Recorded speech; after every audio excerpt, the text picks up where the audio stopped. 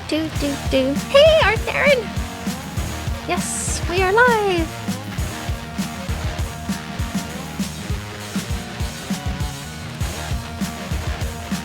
This is true. Some people are only happy when it rains.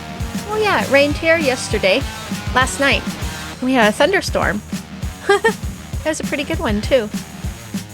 One of the things I was talking about, I think day before yesterday, we're at the time of the year, and this is becoming quite interesting, where we get surprise thunderstorms. Thunderstorms that do not arrive on Doppler radar. They just pop up out of nowhere. They just pop up. Right when you're in the middle of doing something, and you start hearing boom, boom. You're like, really? Okay, I got to deal with that. Oh, okay, let's cut everything off, because we don't need anything to get smoked.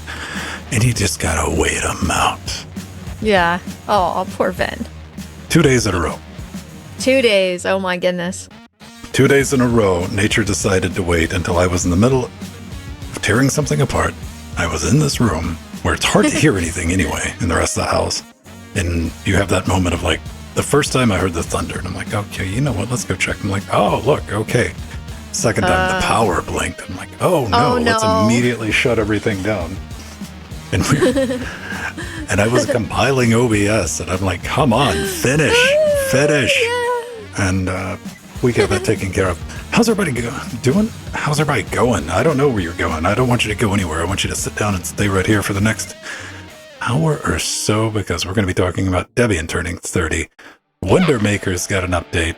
And of course, I'm going to tell you how to measure your round-trip latency on Linux. And as many times as we've talked about, man, that looks like a Raspberry Pi Blackberry. Somebody just said, you know what, let's just make one. Yeah.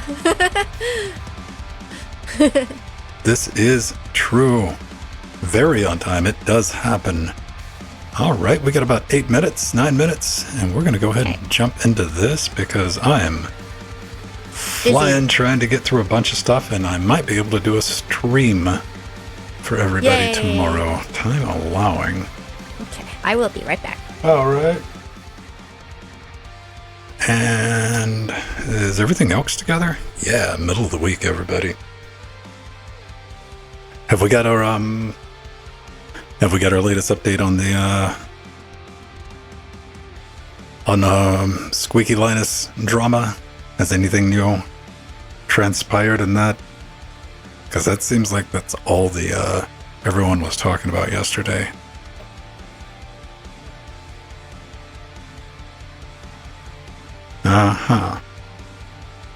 All right. There we go. We have that story. We got that story. We got that. Oh, can I come a little size bigger than that? Nope. 175% is as much as we can do on this. That's fine. Let's see. Is that going to be big enough for the stream? There. Ooh, just got to be careful when we scroll now. All right. I'll make that. Well, can I come down one? Yeah, that's going to work a little bit better.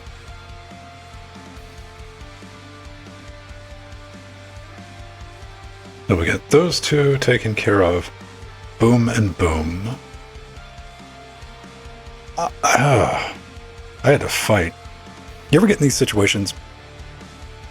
I've started doing this a couple of years ago. I think by choice, and I want to say like I'm adulting, but it's just, you will end up getting into like a little side project that requires certain amounts of knowledge that you do not ever regularly use. You know, you might spend a couple of days or an afternoon learning about something like this one thing set up. And if you ever have to go back and reproduce it, you're just lost. So I've started taking halfway decent notes, and I started doing that a couple of years ago. And every now and then you run into one of those situations where you're just like, I got this. I can figure this out. Why? Because you can reliably type that one thing into the Bing box, the Google box, the Yandex box, the Duck box, and you can get right to the site. And I don't know if you've noticed, but I've noticed more and more and more. My old search phrases to find stuff don't show up like they used to. So what do? You make notes. I gotta make notes on, I think we're gonna make a video on it. Something I do in Reaper.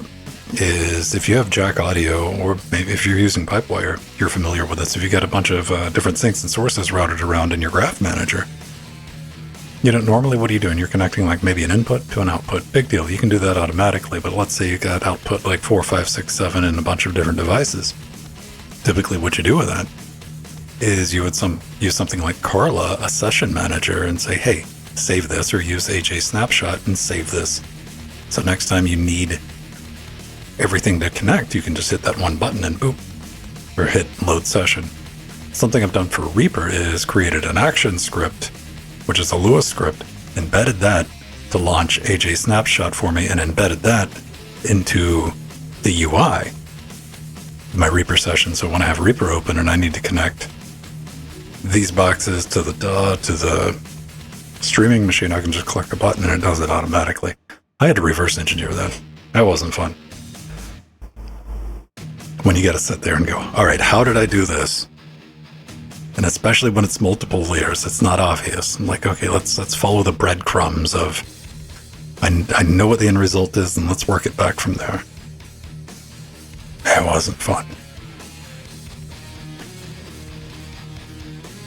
You got that problem too? History?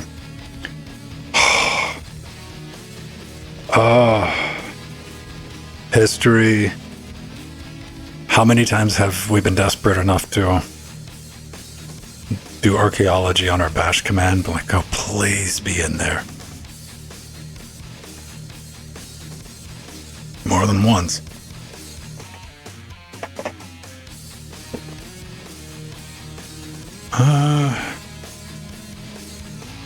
Yeah, you gotta keep your eye. I try to do the notes. I try to take the notes, which is good.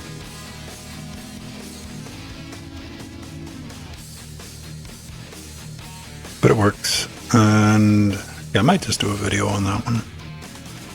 I want to do one on AJ Snapshot, but that's going to be kind of boring.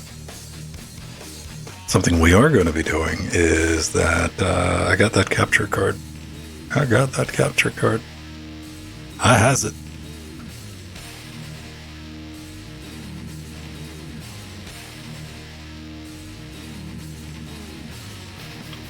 There we go, just back. Maybe. I don't know. Is Joe back? Yes. All right. So I'm going to go grab a drink, and we're going to jump into it. Okay. Hi, Strider. How you doing? Do. Yeah, it's going to be a fun show. There was so much news this last week. All of a sudden, Linux news came all at once. It was hard to decide what to talk about and what not to. But, of course, I think we picked some of the most important. Oh, yeah. Thank you, Arthur. And I have a new mug. And look. It's a sports bottle, but it's got these little rubber nubbins on it, just for like a texture. It's pretty cool. I know everyone would like it. It's got nubs on it. If nubbin were in chat, this thing, I have a bottle with nubs.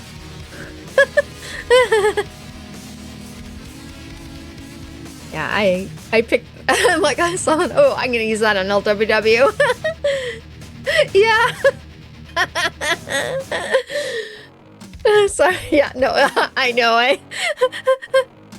Oh, thank you, Dubsy GG, for subscribing. Oh, thanks, Dubsy.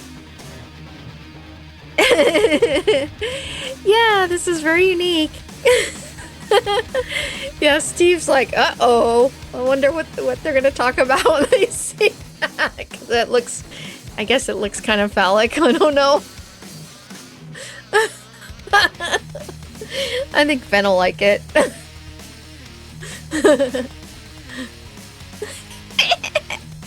Yeah, it is kinky, huh, Mirror PPC?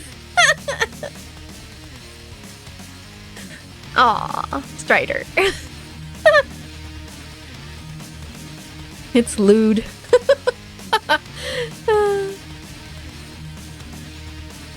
Yeah.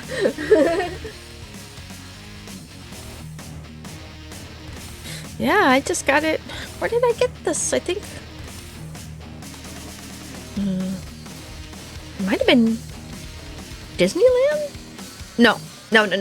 Five Below. See, Ben, here's my new water bottle. It's got these little rubber nubs on it. It's a back massager. Yeah. But it's really cool. I like it. It's nice and big. It holds more water than most, and it's fun to hold. Yeah, Steve has got it down from the cupboard. I kept meaning to use it. I've had it for a couple weeks or so. That's a great thing to be waking up by. It looks like a great bottle, like somebody rub that on the bottom of your feet while you're sleeping. Yeah. It's actually really soft and comfortable to touch. So you won't hurt anybody when you throw it at their face. Correct. That's really soft. I mean, if I were to hold it and drop it, which I never do that anyways, but if I were, it wouldn't hurt me. Nubbin cup, yes. I will have to show Nubbin my new cup.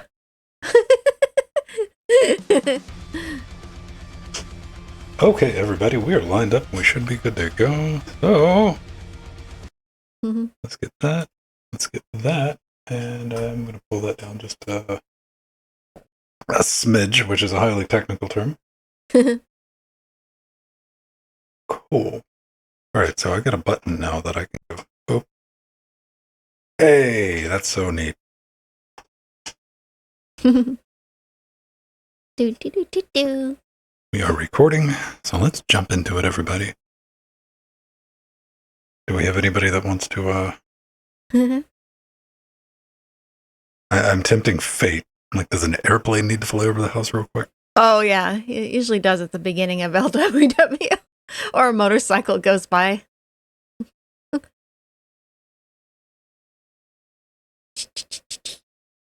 Come on, bring it.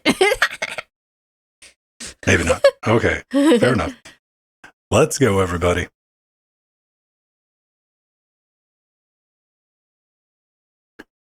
Hey everyone, welcome back to Linux Weekly Daily Wednesdays, where we sit back, relax, take that midweek break, talk about some of the fun things going on in the world of an open source, and the open source, in the open source, around the open source, maybe through the open source, I don't know. It's about Linux and things we find interesting. How dare we? I'm Vince Stone, that was Jill Bryan. Everybody watching this live? Hello. How's it going? Middle of the week, plenty to talk about. Jill has a small dissertation about a keyboard. Yes. That she'd picked up from AliExpress. Actually, this one came from Temu, but Temu is like AliExpress. It's kind of the US distribution version of it. Look at how bright that is. So this is my new transparent unicorn vomit mechanical keyboard I got from Temu for $23.99 from a company known as HXSJ. Yeah, Vin, and it's so generic that it doesn't even mention what kind of mechanical switches it uses. But they actually feel like whites or browns. That's what it says in the box. It says mechanical, probably. Yeah, yes. And this will be good for podcasting. I'm going to use it in here because I love this keyboard so much. It's one of the brightest and prettiest RGB Rainbow Vomit keyboards I've ever bought, actually at that price. And I've been really impressed by it. I was telling Ven before we started the show that it's got a nice layout on the keys and the right size buttons in the right place, and they fit my hands really nicely. And usually keyboards at this price point all have issues, and this one seems to be right on. And I got it from Temu, which is really nice, so I only had to wait less than a week instead of a month or more from AliExpress. So, and I did see it also on AliExpress, and I had to double check, is this one I bought before? No, I hadn't bought this one before. So I got it on Temu, and it was actually free because I buy so much stuff on Temu. It was my free gift. I could pick from a bunch of items. And so this was my free gift. How do you change the modes in it? Because it's not like something it doesn't have any type of software control, though, does it? No, it's nice because it's all keyboard commands. And Of course, now it doesn't. Oh, here we go. There we go. Different modes. So for our audio listeners, what you're witnessing is a kaleidoscope of nightmare. Yeah, I knew that would not make Ven happy. But look, Ven, even the back. See, it's really cool because I love these new transparent keyboards, and this is the back of it. So pretty amazing. I mean, it's not often I consider 5-volt products a fire hazard, but here we are. Here we are, yes. And it has an option to turn RGB off. But yeah, one of the reasons I get a lot of the cheap keyboards is because they don't have software that's computer controlled, and most of them work on Linux just fine because they're hardware based. Oh, did you break your other one? No. No, I still have my pretty pink keyboard here. It's just, well, I switch them out every month or so. I switch keyboards. It's just my thing. I'm glad you're happy with it. Yeah. Now, let's see. What do I got going on? Oh, man. I got this.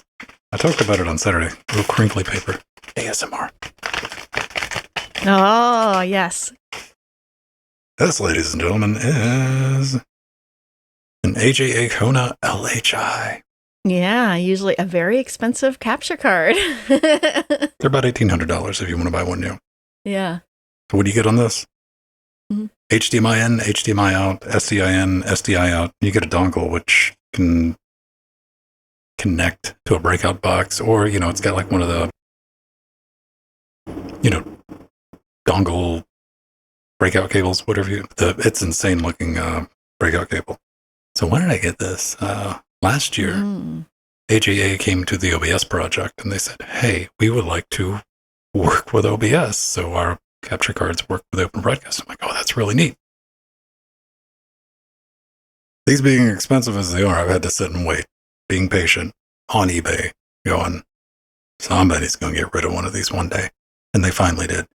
So I want to find out, what's it like in the drivers installed in one of these? Because, hey, it's fun to play around with hardware that we normally wouldn't get a hold of. And what does it take to get it working in OBS? Stay tuned for that. And of course, I'm going to do an A/B comparison between this and something you're probably going to be a lot more familiar with is like the Intensity Pro, which is the Blackmagic card that does HDMI in, HDMI out, and it also has the analog breakout cable as well. So we're going to kind of A/B comparison. It should be interesting. And it's going to take a little while to get done because we don't rush through videos. No, I don't. I make sure they're accurate. Yes, you do, Ven. That seems to be very difficult these days for some people. So strange. Let's go ahead and get into the good news, everyone. Is it good news? I don't know. It signifies that this distribution is older than some people watching the show. Absolutely, Ven. So Debian, one of our favorite foundational OSs under Linux, turns 30 years old today. Literally today, August 16th, 2023, on this Wednesday. And Debian Day parties are actually taking place in Belgium, Bolivia, Brazil, the Czech Republic, Portugal, Germany, Turkey, South Africa, and many other countries around the world. And Debian Day is actually celebrated each year on August 16th, but this one is special because it's Debian's 30th birthday today. So this is just so amazing. Debian, was founded by Ian Murdoch, who first announced it on August 16th, 1993, and he initially called the system the Debian Linux release. And although the first release came out on September 15th, 1993. And yeah, Ven, so I started using Debian in October of 1993 and had been using Slackware Linux when it came out that same year, earlier in July. And I've been using Debian installed on literally hundreds of machines, both new, old, and vintage in my computer collection, because it supports almost every architecture of computer I own, including for my DEC Alpha and my Sun Spark machines. So it is just, it's it is the Swiss Army knife of Linux distros, definitely. And I was using Debian with the Window Maker desktop when I first started doing LWDW over 5 years ago. So it's a very important distro for me. Couple of things with that. I mean, we're seeing like the old timers. Speaking of Slackware, because last month we talked about Slackware turning 30 as well. Woo-hoo. That happened. Like, wow. And here it is, a month later. Yep, Debian's an old timer too. Yes. Debian's definitely an old timer. And I run Debian day in, day out. I don't play with it. I don't experiment with it. It's what's on everything in the studio. It's a total of 5 machines. Why? Yeah. Debian does what Debian does best. Stays out of your way. And it lets you get work done. It's that type of distribution. If you're ever in a situation where you're going to prize stability and maybe not ease of use, but ease of customizing it is real easy. It doesn't try to, at any stage during installation, post-install, pretend that it knows better. It says, oh, that's what you want to do? Go ahead. Yeah. Have fun with it. So, like, this is one of the things I ran into for installing, doing some just testing with this capture card. Because as with a lot of pro video stuff, they're like, we're only going to work with this one particular kernel. Or later. And guess what? This thing only works with kernel 5.15. Debian 12 ships with 6.1. So it was step 1. And that's already in the script for this. I'm like, okay, so step 1, if you're running Debian 12, what do? You need to go over to kernel.org and you're going to have to build 5.15. But don't worry, you're on Debian. You know how to do this. Yeah. Things that would make an Arch user blush.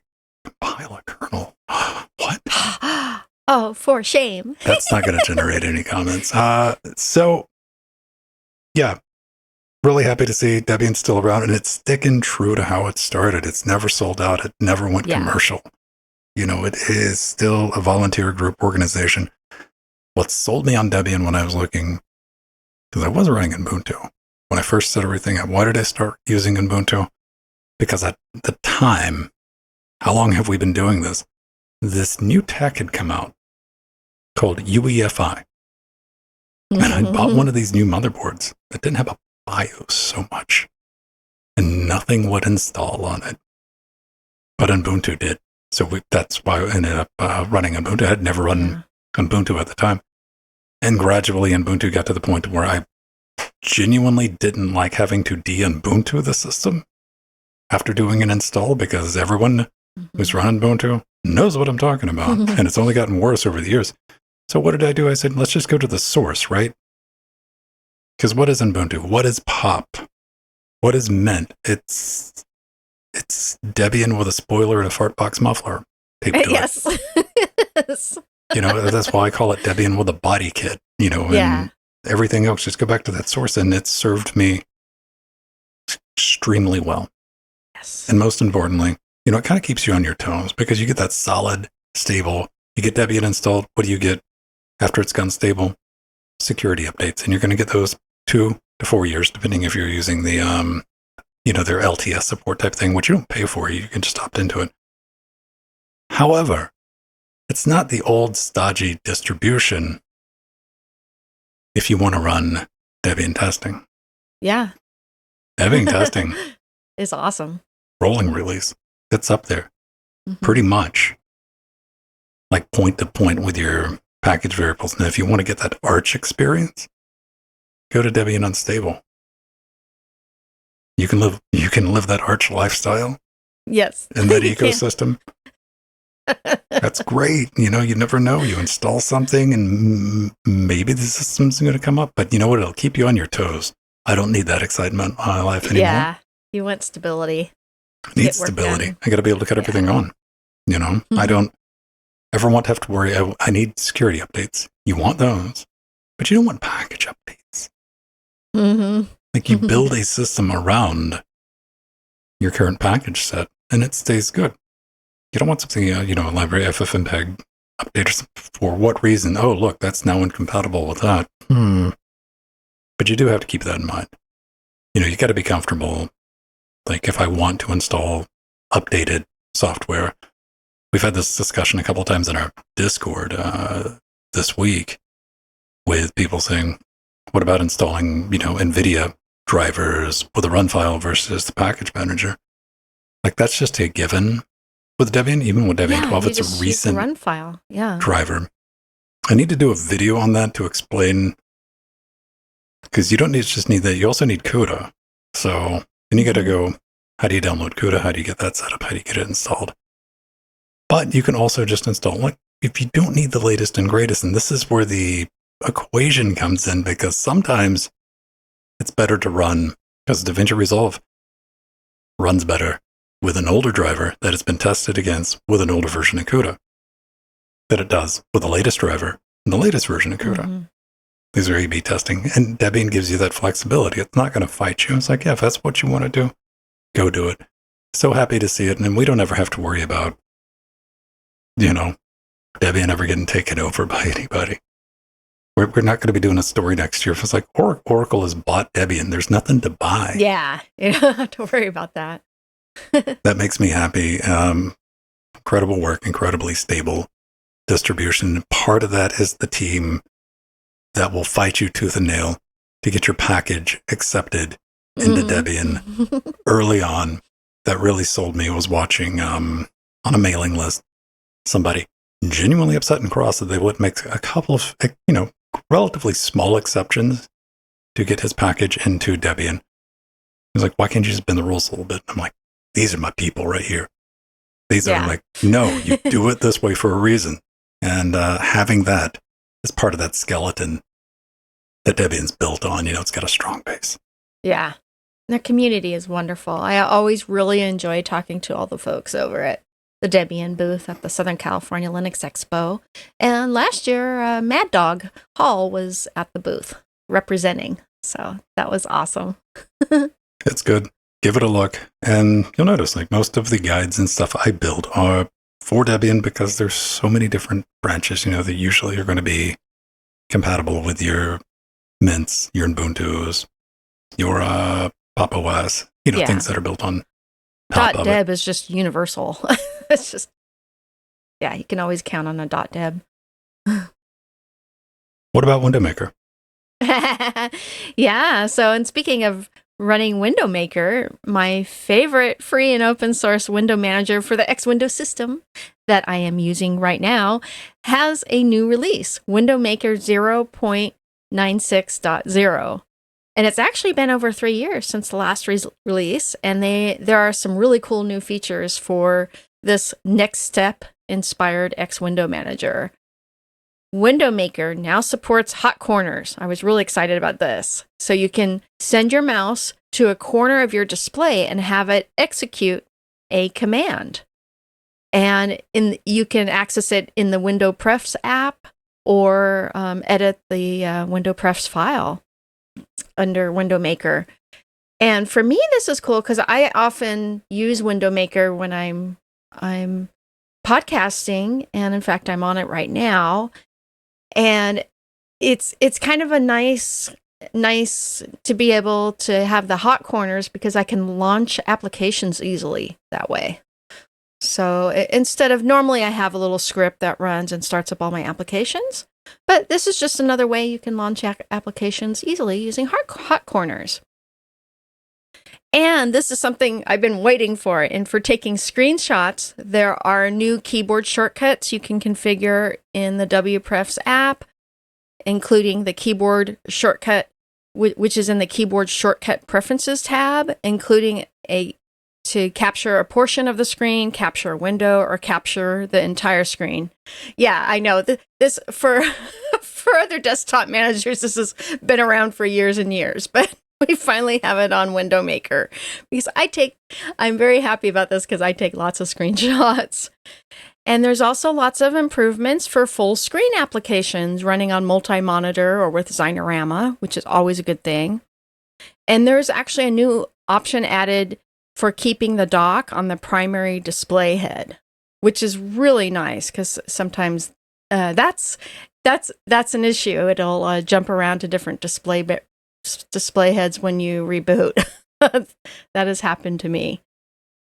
And yeah, I love love Window Maker. I grew up in college on a Next machine, and I've always loved Next Step, and I like Open Step, and now we have GNU Step, which Window Maker is a part of. And I enjoy installing dock apps in Window Maker for viewing hardware stats, using sound mixers, or just having cool little clocks. And actually, that was the original inspiration for the modern desktop widgets. So it had brought lots of progress to the desktop ecosystem. And it's one of the reasons I like the old school look and feel of it. I like right-clicking on the screen to get my menu. I love living the old Unix life. And I just want to thank Beastwick for posting this news in Discord chat. I knew it was coming soon, but I hadn't checked that day he had posted it. So thank you, Beastie, for letting us know. Hipsters. Yes. Jill gets home from riding her fixie around, drinking a PBR, smoking some American spirits, and is like, man, I gotta run my Window Maker. Yeah. When did I first run into Window Maker? Probably my first experience with it would have been Get Off My Lawn 1995, because I think Afterstep came with Red Hat. And I'd run into it, and I'm like, it's kind of neat. Let me get KE installed. That's not bad. I don't have any. I'm completely neutral on it, because one of the beautiful things about Linux is you can use anything you want, and I'm a huge fan of scaring people away from your desktop. Mm-hmm. I am. If somebody gets to your computer, it's been a long time since I've had like housemates, right? But back in the day, that was always a valid strategy to make sure nobody messed with your box, man, is to have the most random stuff installed. Window Maker, good defense. They open your screensaver and they're like, I don't know how to do anything. What is this? Where do I even click? I like how minimal it is. And for years, I've just been I go in the configuration files and create my own configurations. And in fact, I have that file saved. So whenever I load up a new version of Window Maker, I copy all those preferences over. So it's very scalable, because it requires that you want to learn how to use a desktop. No, it doesn't respect the user's time in 2023. Yeah, but once you get it set up, you're fine. You're good to go. The days of having to set up a configuration file, I mean, like I said, it's the I need something to do type of desktop. I'm like, I need something to fill my time. You know what? Writing config files? Aw. It's something that will fill your time. Yeah, it does. But one of the things is I did it years ago, and I'm just using that same config file and poking in the same settings. But you still have to use Window Maker. Yeah. See, this would be different. It would hit harder, Jill, if you're like, and this is all I use, but it's not. Yeah, I use all the different desktop environments. I like playing around, and you got to keep that joy. You enjoy it. I stick with the thing that I'm like, okay, this works. All right, does it crash? Nope. Does it get on my nerves? Like, nope. All right, we're using this. Yeah, I'm a little odd in that I just kind of use. You're what a tinkerer. I feel like. That's not. Yeah, that's. It's good about being like that, and that's how the majority of Linux users, like when they're still getting into Linux and playing around, the whole distro hopping mentality, right? Mm-hmm. Well, I am a desktop hopper for sure. I don't really have to hop distros because I have so many computers that I can have every distro represented on a different computer. And like these days, you don't even need the computers for it. You just pull them up into VMs. Yeah, there's that too. Yeah, like you can have your laptop with every distribution. Every distro you want. And that's awesome. Nobody's saying anything negative about that to anybody listening in the audience. Keep that spirit. Yeah. But when you do ask me, when will I? Because it's weird. Like, well, when am I going to stop being a distro hopper, Vin? Like, oh, sit down a minute. You're not going to like this. You're not going to like this. It's like when Linux is no longer your hobby and it becomes your operating system. Your operating system. Yeah. Because the idea of scorching your desktop and your work environment doesn't play. But as long as it's your fun box and that's what you like doing, that's awesome too. And don't let anybody ever tell you differently. Absolutely, Vin. Now, let's go from that to switching gears on a little thing I released yesterday. If you were a patron, you saw this last week. Like, this is old news, but no, this is for everybody else. Measuring round-trip latency on Linux. Covering all the basics, like, hey man, what is round-trip latency? It's got visual aids. That's how long it takes a signal to get into your audio interface, get processed by your computer, and come out of the audio interface. Why is that important?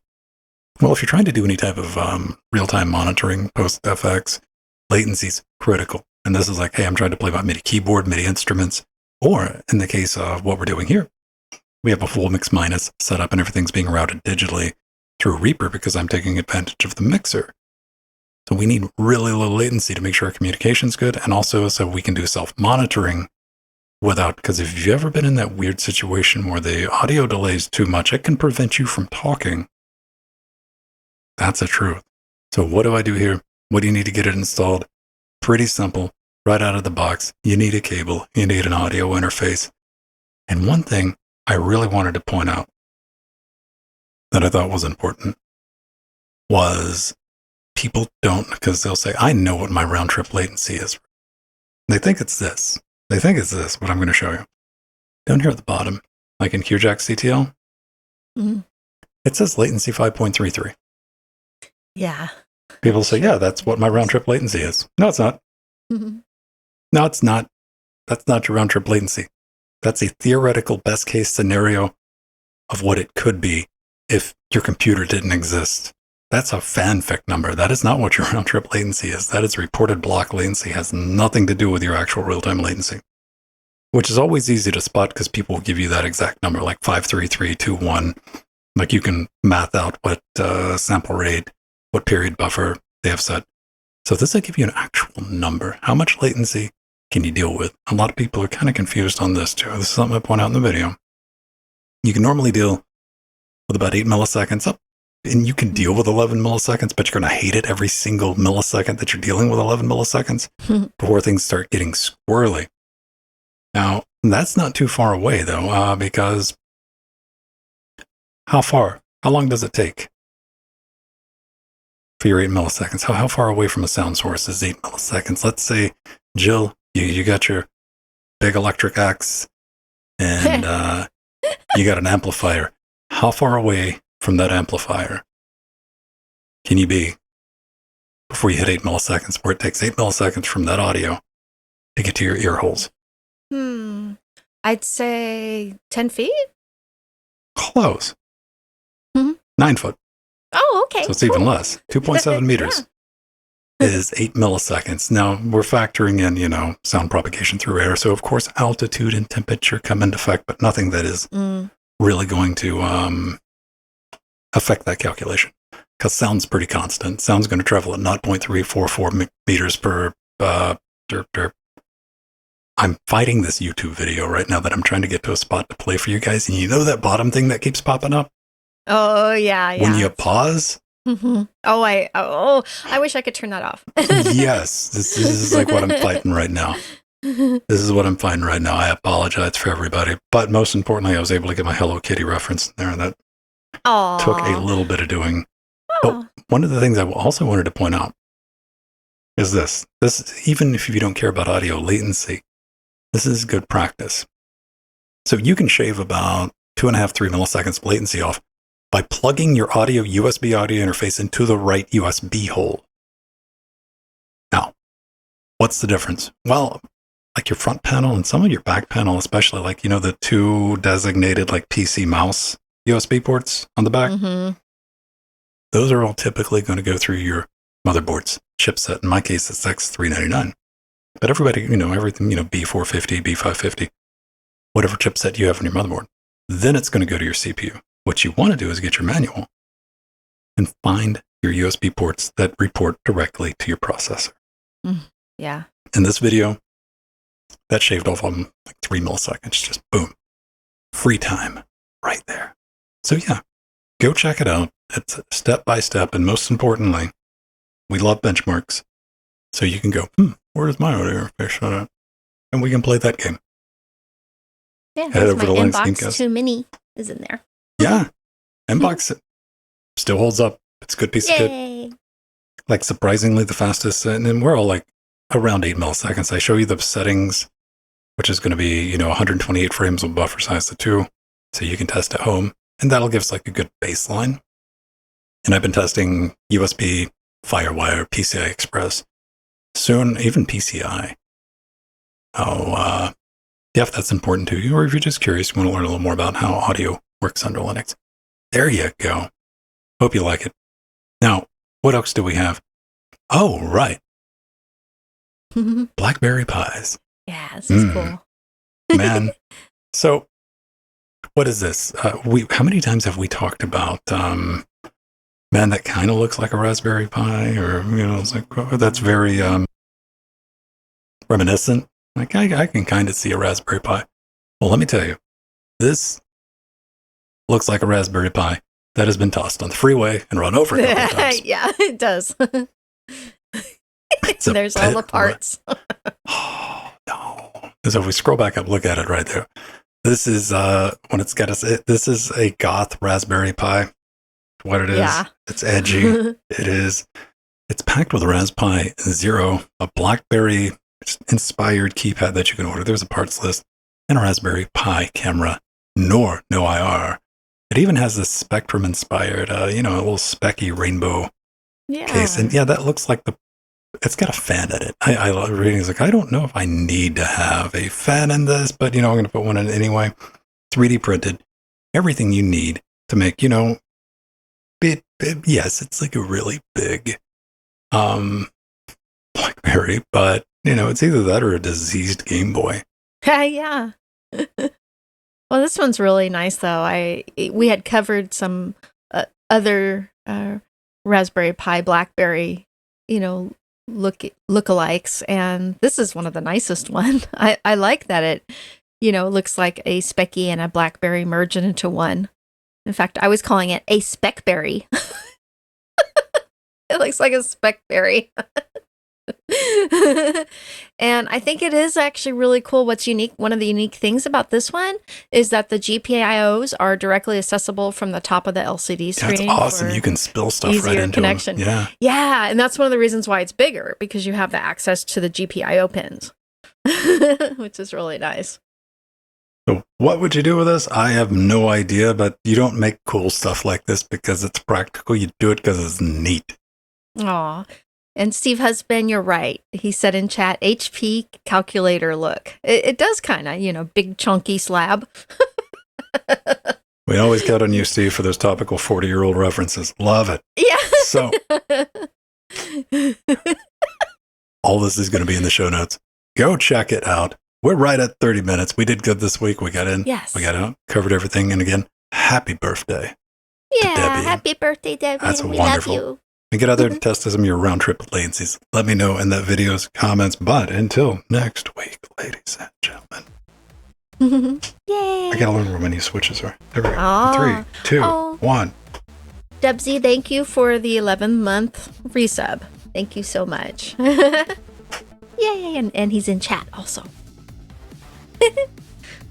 Thank you to all our wonderful patrons, including one of our advisors, our Theron, who is in chat right now. Our executive producers, Barbrandt, Scott, Mike G, Pebble, our Chicago level people, Super Dust Out, Empty, Blasphemia, our Sea Monsters, Truggy, Veritanuda, Justin, Frostclaw, lots of Death Notes, Dirty Dean, Back, Dodger, lots of chairlings, including Mere PPC in chat. This is LWDW number 388. Wow, Ven. Good on you. You got that. Yeah. Hey, everyone. We'll see you next week. Isn't that right? Yes. This one doesn't even make a good noise when I hit it anymore. It's too stable. Good on you, Elgato. Good on you. That's been a long time since you hit your mic. This is, I think, the first time I've really walloped this one. Yeah. On the new mic arm. Bye, everybody. Bye, everyone. Love you all.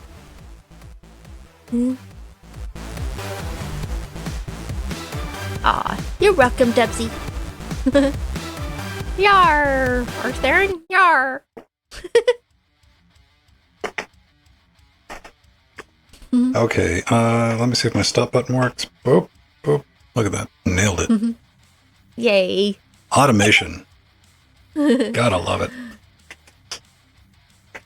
Let's put this boy carefully back in its bag. So, yeah, Steve Husband, it was Ian Murdoch, but his wife is in the name. We didn't mention that this time. His wife is in the name? Yeah, Deborah and Ian. What are you talking about? Debian, make it...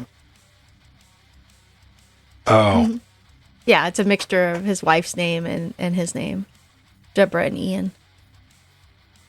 Oh, That's why, see, Steve Husband remembered that.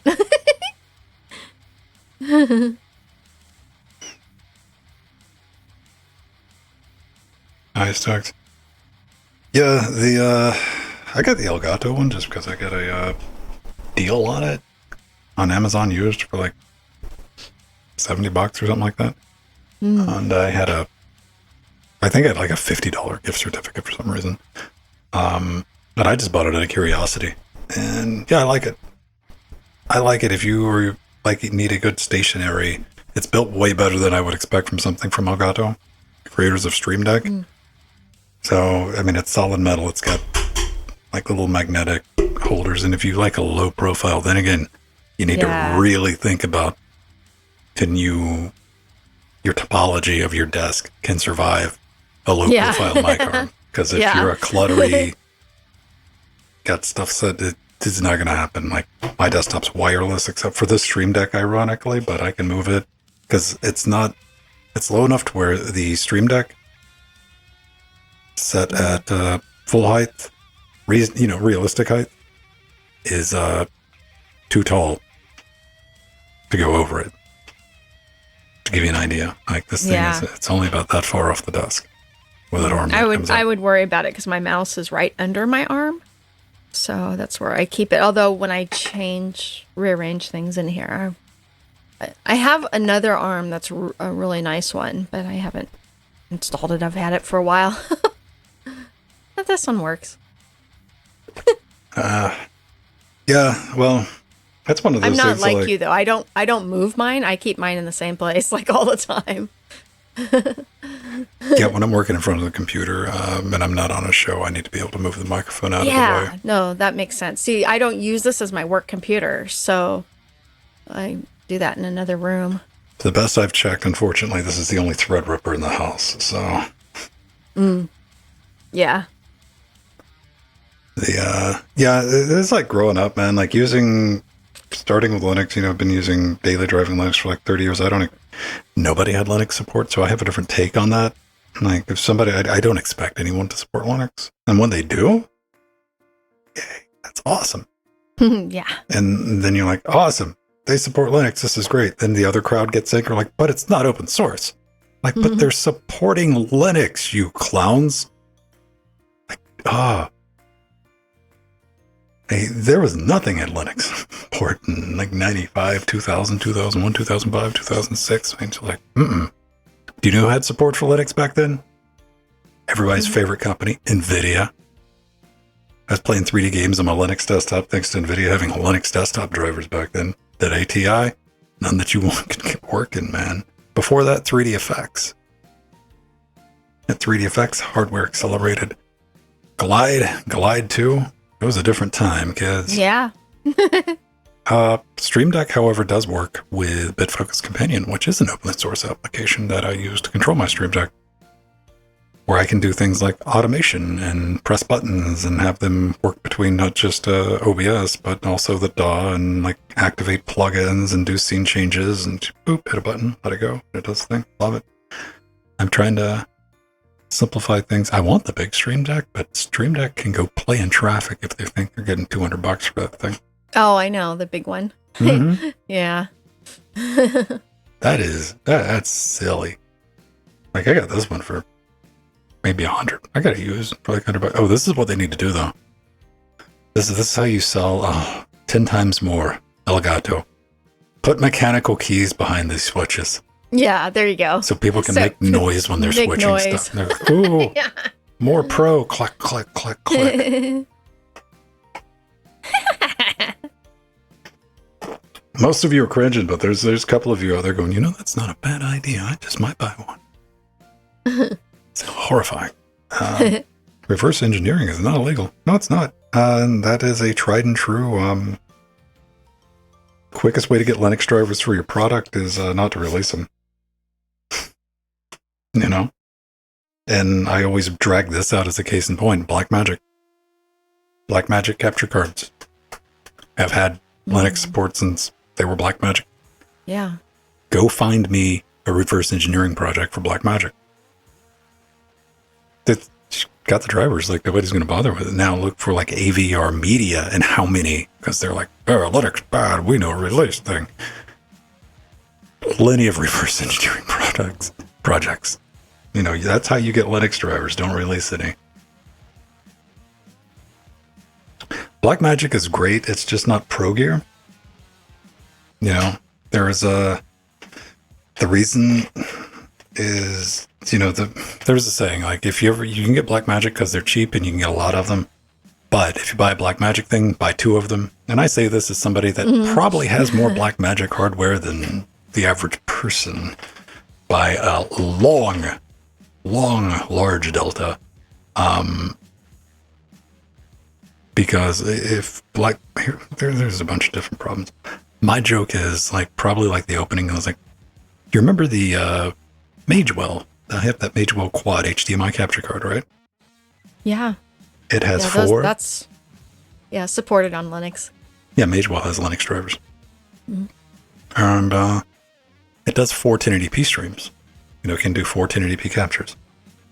Now, I also have the Blackmagic Quad HDMI. It does 4 it does 4 actual real 4K, not UHD consumer. It's not 4K at 2160p. 3840, I'm sorry. That's not 4K, kids. The number starts with a 3. Fight me. Yeah, it's higher. Yeah. 4K starts with a 4, and it's an established thing. But I know. now, I got the Blackmagic, which does 4 4K captures. It's $500. However, the Magewell one, which only does 1080p, is $900. Now, why do you have that price difference? Because one is pro gear. Yeah. One is, you can take that Magewell, you can slap in an ingestion box, and you'll probably never see it for 10 or 15 years, never have to worry about it. You're not going to get that reliability to Blackmagic. And if you've ever dealt with Blackmagic customer support, you'll talk about Blackmagic much the way I am right now. You know, Blackmagic is the company that took 350 plus days to answer my support request for a $500 piece of equipment, which was a 1-line easy fix. That's Blackmagic. That's Blackmagic. So, to speak to their hardware, though, it is affordable and it's good. So you didn't do bad by buying Blackmagic. Anybody listening to me.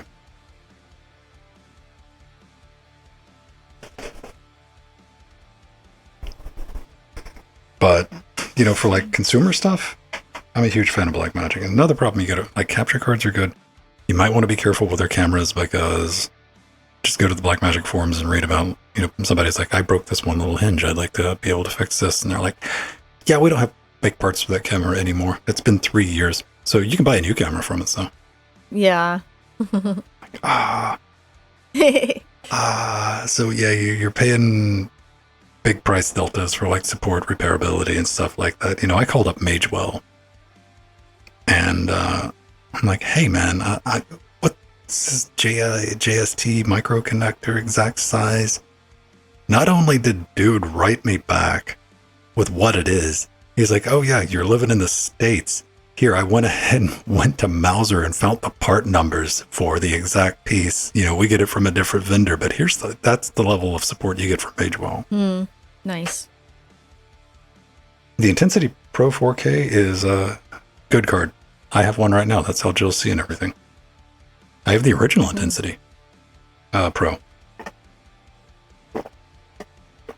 It's still good. I mean, if you're just got a 720p 60 workflow, it's great. Pretty good. And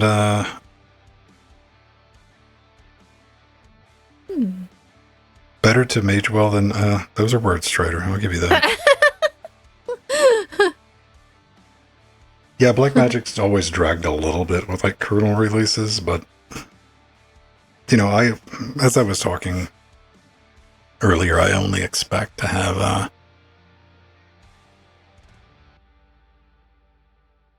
your most recent long-term supported, which, the new drivers. Dubs said he did the patch for that. Then I probably know what your username is in the Blackmagic developer support forums. Yeah.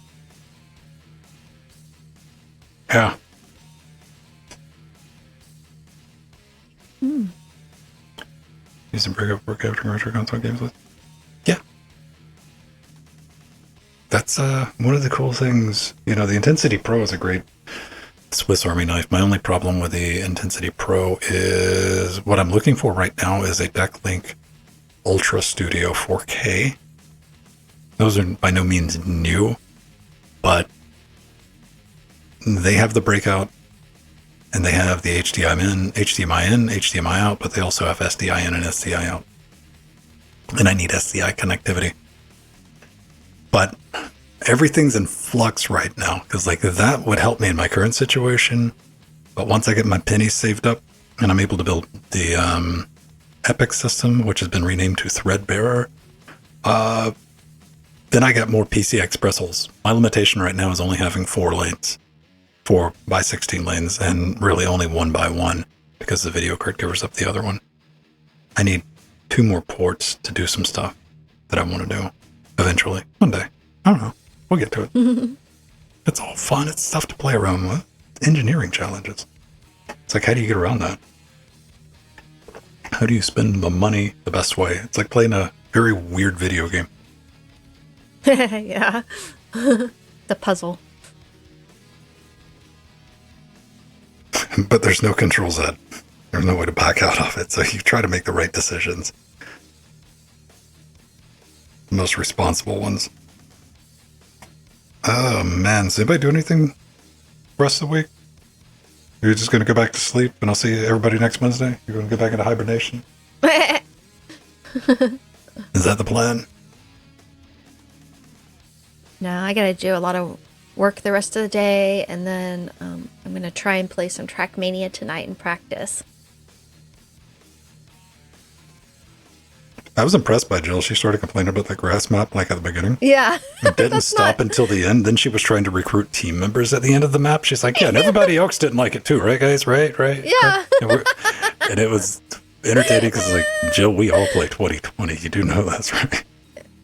Oh, I know, and I don't, and that's one of the reasons why it's just visually hard for me to see. It's hard to recruit from the group of people. It's like, yeah, we all play 2020. Yeah, except Alan doesn't. Well, that's an Alan problem.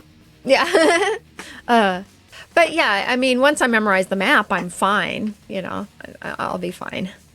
It's just, it's because everything, all the colors were very similar, and it was hard to tell where you're going because you don't have, traditional road track. But I got through it. In fact, I think I was through it first.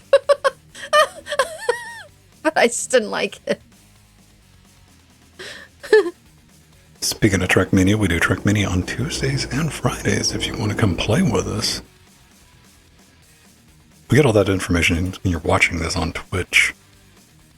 It's in the info tab. If you are a Twitch subscriber, well, you know this if you're a Twitch subscriber, or definitely know this if you're a patron. You would also hook it up to our Discord, because that's where this conversation shifts back over. Yeah. As soon as we log off, it doesn't stop. Everybody doesn't run away. Some of you run away. Some of you, I don't even hear from you till next week. That's awesome. I'm like that. What else? Okay. So let me go ahead and let's make this a real thing. Let's make tomorrow's stream a real thing. Let me put it on schedule right now. Okay. Twitch. How do we get to our schedule? I go to Linux Gamecast.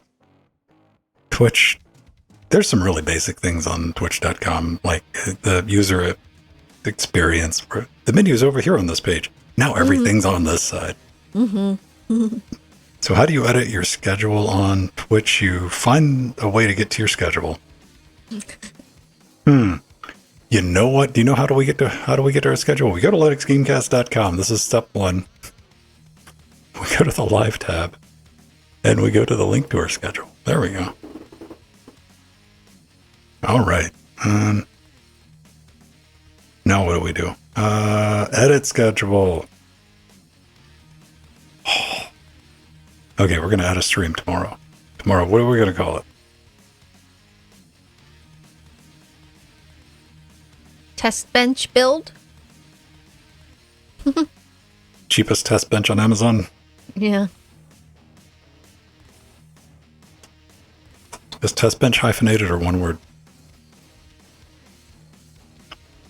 I usually use it as one word, but I've seen it both.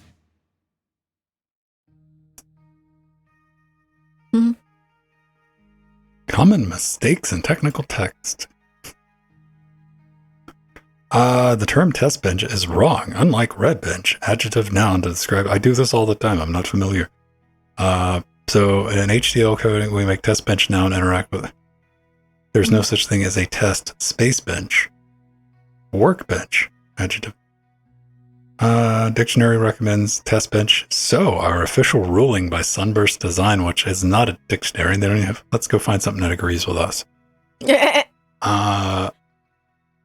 Test bench is the Wiktionary. Nope, that's edited by Manatees. Come on.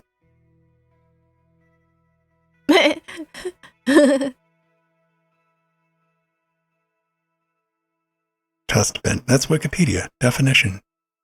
Science direct. Is this like, okay, here is test bench not in Merriam-Webster? Oh. I don't know. I'm asking.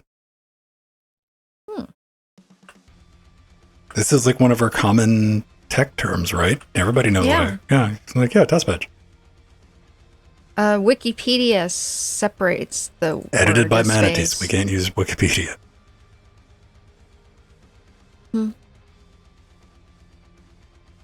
Or Wiktionary.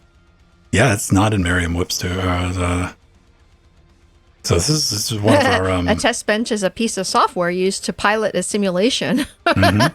So that's, that is that ask. test bench. That's how you know Jill's on Google. Yeah. Let me look at start page. Oh, do.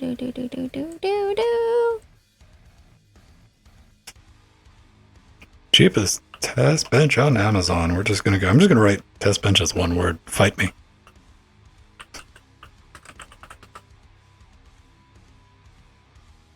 We'll put it in. Now I'm on start page. Why is there a category called Science Combat with a K? What? Okay, I'm sorry. I gotta go on a little trip now. Start page uses wiki too. That's the first result.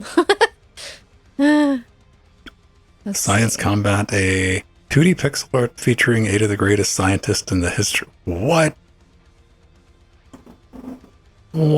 Okay. Game. Yeah. Well, on Chip Verify, they test bench is one word. Yeah, I went with one word. But I don't think, there's no way to like fight it because it's not in a dictionary, you know? Yeah, I know. Cat bench. Aww. There you go, everybody. Nice Strider. That is what Science Combat is, which is a category on Twitch, as we just learned. So I'm just going to put it in our normal science and technology. And that is going to be a specific day, which will be tomorrow at... Can we do a time? Oh, time. 1 p.m. Okay, let's say 1 p.m. for 2 hours and 15 minutes to make people wonder, like, why I put in save changes. Under images, of course, you get pictures of test benches you can buy. There we go. Now it's in schedule. Yay. Yeah, the English Yeah. language has got like a weird thing going for it because it is very flexible in the ways you can do stuff, and everybody gets it, but there's always the people that want to make it extremely rigid and like no, that needs to be a dangling participle after it. Like, jeez, dude, come on.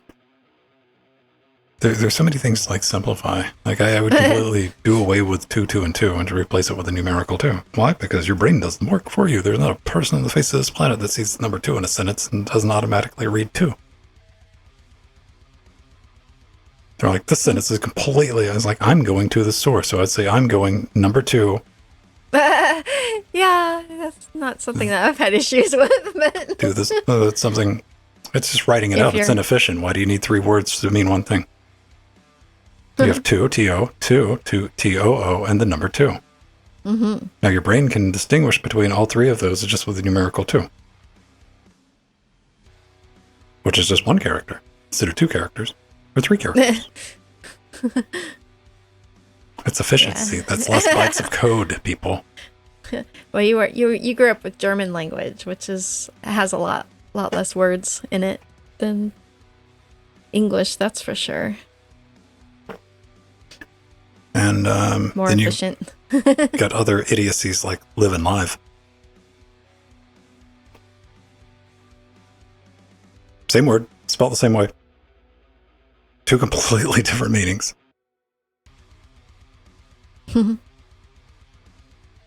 Like that one, I don't know what you would replace that with, right? Yeah. This is where emojis come into place. We need a live emoji and a dead skull live emoji and a live emoji.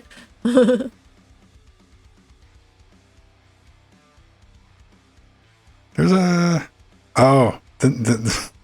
don't even, oh man, eggplant, right? Well, it could be live chosen. I never thought about that because it's just live chosen. Yeah. Welcome to the live chosen. We're going live. I want to live.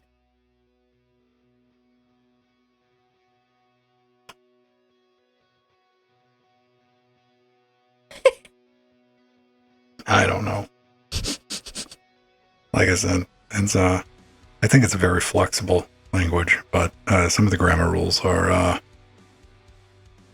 obscure. Then we run into things like we just ran into. Mm-hmm.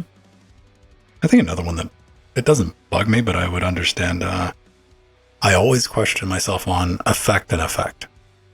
Oh, okay. Why? Because even though sometimes it's right, it's wrong. Depending on how it's being used. You're like, what? And it's like, no. You always use it in this particular case unless here's a list of reasons and times that you don't use it. Like, are you trying to affect something or are you trying to affect something? And we just replaced that word with F with. Like, what were you doing? I wasn't effing with it.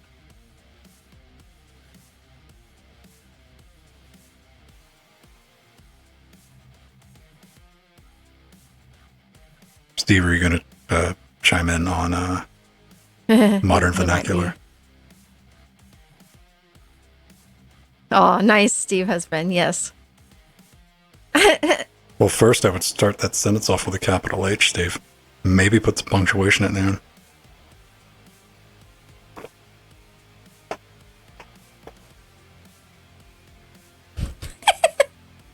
That's how I would do it.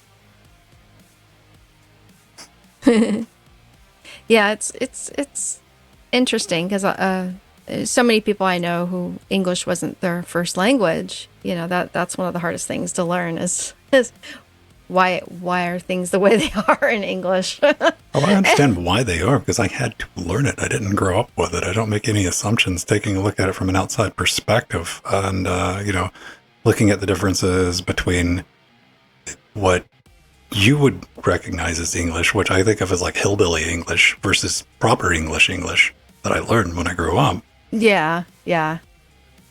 Which is like the American English thing. It's just yeah. Its own special ball of nightmare fuel. Its own special. Yeah, it is.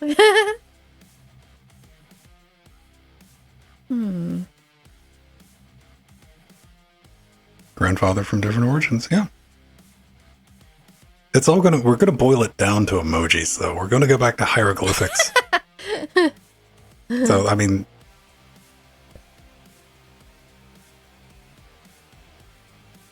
well, yeah. I mean, one of them has a le in front of it and the other one doesn't.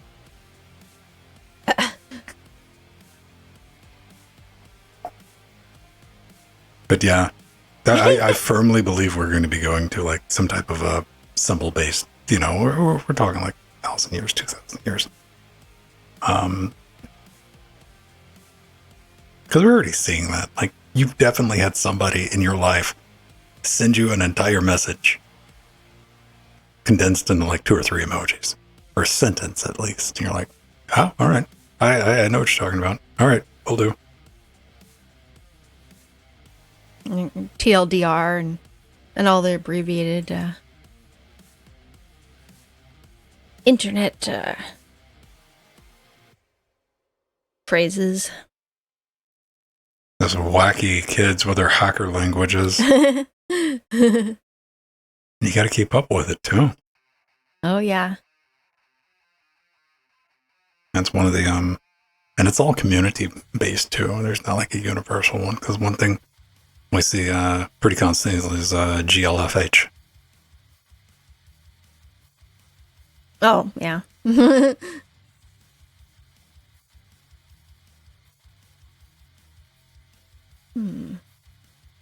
And even stranger things like, go look at our emojis. I guess you're not going to see them on Twitch, but like in our Discord, volumes can be said by just dropping that in there. Once they make it to the Webster's dictionary, then you can, students can use it in their compositions and their reports. Once that's done, then it becomes legit,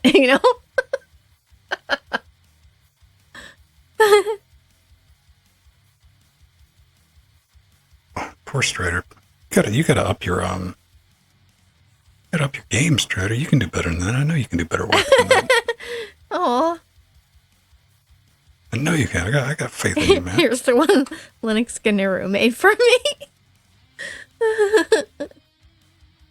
If we're doing a Strader emoji, it should look like that. Nice and clean. Yeah. Here's the... Can I have a copy link? Can I take a look at that? Let me see. I want to pixel peep on that.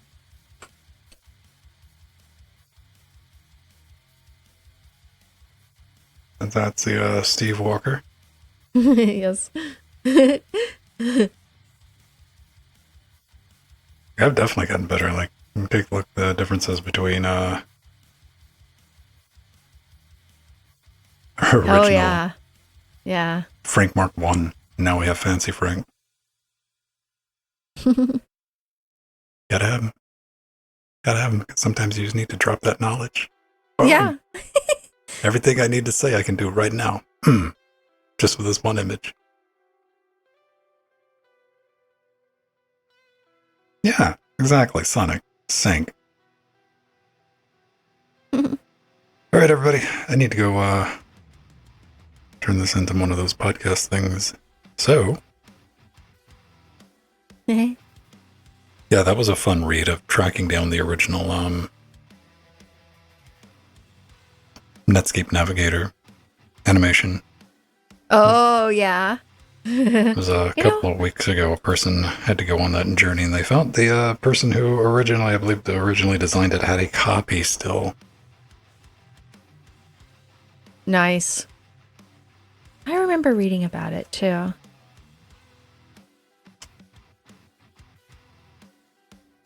I know I've got it saved literally from when was it Netscape 2.1. I think that added that. Yeah, it wasn't one of those weird things. They were able to get like the original, because even like the ones that were in the browsers and stuff were compressed. Yeah.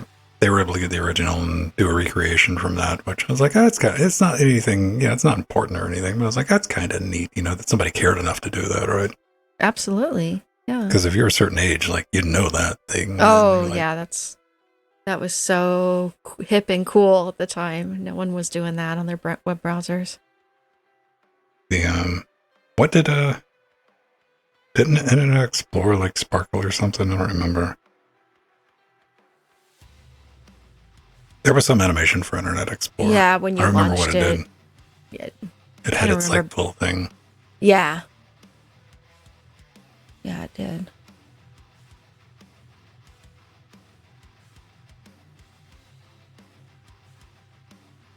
Shrek. Get Shrek'd. There we go. Netscape Meteors. Is that what I'm looking for? Here we go. Beginning of this month. Tracking that little guy down. Yeah. That little tiny 400 by 400. Go make a 400 by 400 image. Take a look at it on a modern display. It's like a pixel. So, yeah. Like, the, she went out and like, yo, why? And like the creator responded like, yeah, I got it. Which is pretty dope. And so here it is. It's been recreated. It's accurate. Pretty cool. I think that's pretty neat. Yeah. Okay, now you guys are just posting. Oh, okay. That makes more sense when it's animated. Yeah, okay. It didn't make any sense with that. I get it. Doge lore. Cool. All right, everybody have a great rest of your week. I will be back tomorrow, barring anything crazy going on, and we'll stick together that test bench. Yeah, cool. We got that. I got the B350, the original Jackbox motherboard, so that's, yeah. I got that. We'll be putting a 1700 in it. Probably. It's going to be cooled by a Hyper 212 EFO, which I'm sure everybody's familiar with that. And I have a stick of RAM for it. Crucial RAM, I believe. And we got a power supply somewhere. I know I got a spare power supply, which probably still works. We'll find out. So tomorrow, 1 p.m. my time. So, minus 4 hours from right now. On Twitch. See you then. Bye, everybody. Bye, everyone. Love you all.